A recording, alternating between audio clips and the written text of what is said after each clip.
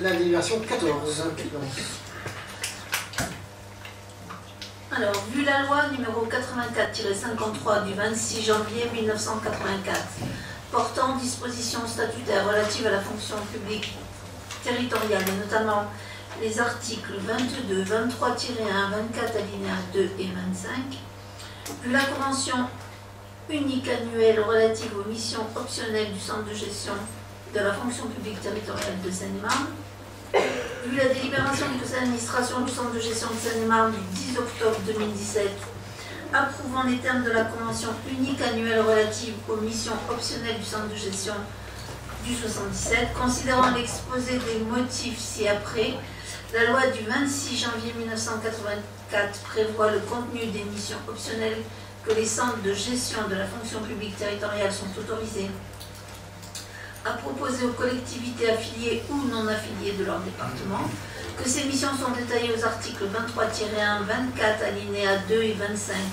de la loi précitée, que leur périmètre couvre les activités de gestion des archives communales, de conseil et formation en matière d'hygiène et sécurité, de gestion du statut de la fonction publique territoriale, de maintien dans l'emploi des personnels inaptes, d'application des règles relatives au régime de retraite CNRACL. Que l'accès libre et révocable de la collectivité à ces missions optionnelles suppose néanmoins un accord préalable valant approbation, que le centre de gestion de la fonction publique territoriale du 77 en propose l'approbation libre et éclairée au moyen d'un seul et même document cadre dénommé convention unique, que ce document juridique n'a de portée qu'en tant que préalable à l'accès à une, plusieurs ou toutes les prestations optionnelles proposées en annexe, que la collectivité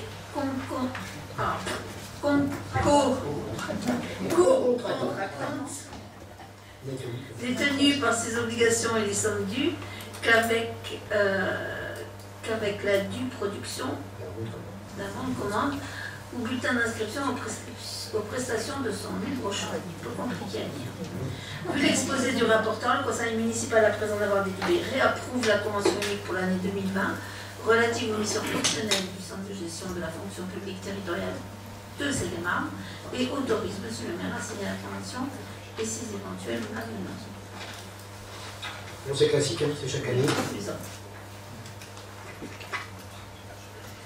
Il y a des remarques? On peut passer au vote?